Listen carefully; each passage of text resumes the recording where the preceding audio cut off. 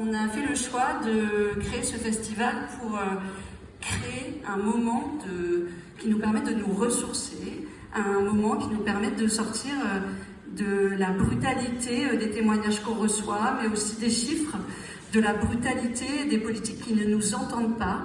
Et on a estimé que nos politiques publiques, en tant que collectivité, elles devaient se porter sur des moments comme ça, qui permettent bien sûr de s'interroger, de ne pas être d'accord, de débattre, de réfléchir, mais aussi de se ressourcer, de reprendre des forces, parce que c'est notre rôle aussi de venir soutenir le militantisme. En tout cas, c'est comme ça qu'on perçoit les politiques publiques. La joie et le féminisme, pour moi, c'est très lié. Pas tous les jours, hein. On ne peut pas dire que le féminisme soit joyeux à chaque moment de la vie, mais en tout cas, c'est très lié.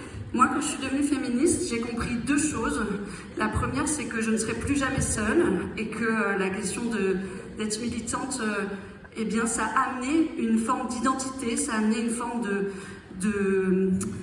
j'ai ma team, vous voyez, et il y a quelque chose de très fort. Et puis j'ai compris aussi que c'était la joie. Et que même s'il y a des moments difficiles, en fait, la joie, ça nous ressource. La joie militante, le féminisme et la joie. Et quand on arrive à faire cohabiter les deux, eh bien, ça fait un bien fou. Et la joie, c'est avant tout collectif. Donc si vous n'êtes pas là, eh bien, il n'y a pas de joie et il n'y a pas de militantisme. Donc je veux évidemment vous remercier.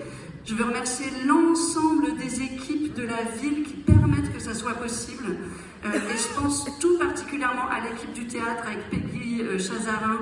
Je pense à Hélène Jupon, directrice de l'action culturelle. Je pense à Hélène Daniel, chargée de mission égalité, à Jeanne Bess et à l'ensemble des équipes là qui viennent nous apporter les micros avec le sourire, qui nous mettent la lumière, qui nous disent c'est super, non? Et je vais vous raconter une anecdote. Hier, je suis venue ouvrir et puis je suis passée là à l'angle pour aller m'asseoir et il y a Hélène Jupon qui m'a attrapée comme ça, qui m'a pris la main et qui m'a dit 220 places de vendues. Et en fait, ce truc-là, ce truc de partager ça avec les équipes, cette joie-là de voir dans leurs yeux qu'on a fait 220 ce soir et demain soir on est complet, ça fait pas tout le chiffre, mais ça fait le collectif, ça dit l'intérêt, ça dit l'enjeu des politiques publiques qu'on porte. Et pour ça, vraiment, je voudrais qu'on remercie très très très fort toutes les équipes qui permettent ce festival. Vraiment, j'ai cru comprendre à l'origine aussi de ce film avec, oui, Fatima, on en a parlé tout à l'heure. Comment vous comment s'est nouée cette relation entre vous? Fatima a eu la gentillesse de nous dire quelques mots justement sur le fait qu'elle vous avait rencontré et qu'à partir de là, le film avait été possible, on peut dire ça peut-être comme ça. Donc comment s'est nouée cette rencontre et comment vous êtes tombé sur le livre? J'espère que je vais raconter la même chose que toi. Ça remonte un petit peu maintenant, mais en fait, quand j'ai entendu parler de la petite dernière, je crois que tu avais fait la couverture des Inrocks, mais j'avais lu le pitch avant et je l'ai acheté le jour de sa sortie. Et je pense que dans les 2 heures après, j'écrivais à ton éditrice pour me dire qu'il fallait qu'on se rencontre. Moi, je venais de fonder ma structure, j'avais travaillé pendant longtemps pour une autre boîte de prod, mais j'avais même pas les statuts, je pense, de June à l'époque, je démarrais. Et c'était un espèce de coup de foudre, comme on en a peu dans la vie d'une structure de production. Et dans la vie d'une productrice, c'est quelque chose d'assez viscéral quand on lit un texte pareil et qu'on se dit il faut absolument que ce texte soit transposé au cinéma, que ce personnage existe au cinéma, parce que je ne l'ai jamais vu et j'ai envie de porter et d'aider à porter cette voix à l'image. Et très vite, on s'est rencontrés. Et moi, j'avais hyper peur parce qu'il y avait plein d'autres producteurs sur le coup. Et du coup, j'étais pas la seule. Et j'avais pas forcément celle qui avait le plus de pouvoir, je pense. Mais ça a été une vraie rencontre. Et surtout, on a discuté de qui serait la bonne personne pour l'adapter, comment. Et Afzia Herzi, qui avait à l'époque réalisé Tu mérites un amour, c'était son premier film, était une évidence, je pense, pour toi comme pour moi, de la modernité, de son langage, de la vie de son film et de la vie de son langage de mise en scène. Et je crois que c'était ça qui pour moi était une évidence, en tout cas, c'était de se dire comment transposer un texte qui est difficilement adaptable, parce qu'il est écrit comme un poème, comme du slam, que ça traverse toute la vie du personnage, que c'est pas dans un ordre chronologique, que c'est une dramaturgie plutôt éclatée.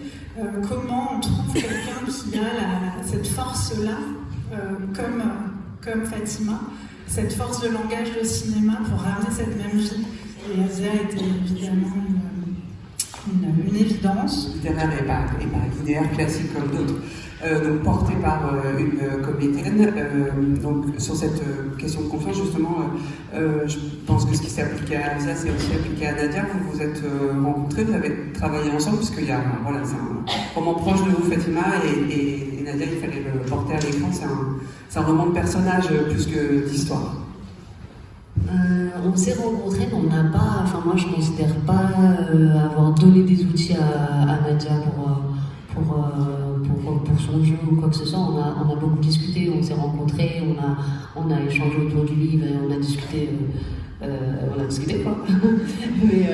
mais j'ai pas l'impression d'avoir aidé à quoi que ce soit, quoi. Non. C'est pas ça. Mais après, il y a eu un truc de confiance globalement dans toute l'équipe, quoi, que ce soit avec Afzia, avec Julie, avec Nadia et même entre comédiennes. Donc, ouais, je pense que c'est l'ingrédient principal, quoi. Et ouais. Nadia, l'inverse. Ouais. Moi, je pense que tu te trompes. Enfin, quand on s'est rencontrés, maintenant, c'est vrai que je ne l'ai pas dit. Je t'ai beaucoup. Ouais, les dossiers.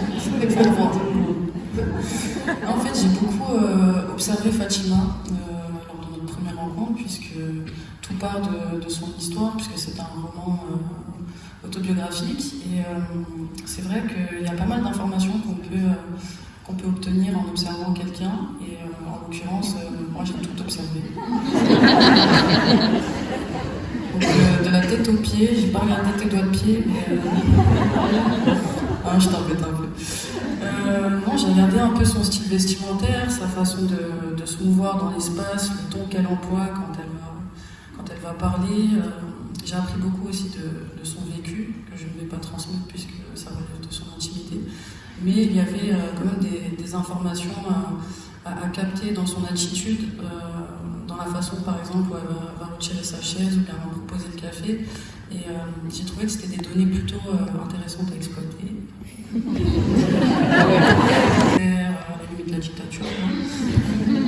Et de prime abord, c'est vrai qu'on redoute un peu de tomber sur quelqu'un comme ça, surtout quand on est dans un projet aussi complexe que celui de scénario et de ce film.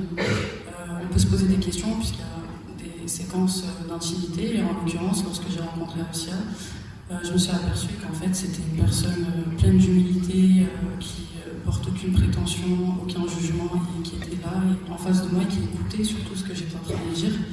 Et ça, c'était vraiment admirable, en plus de sa carrière d'actrice et du travail de réalisatrice qu'elle fait. Donc très rapidement, on a eu une sorte de complicité, une relation de confiance avec Afzia et Fatima. Nous sommes des personnes qui ne parlent pas beaucoup, vraiment très peu, mais on n'a pas besoin de se dire énormément de choses pour se comprendre.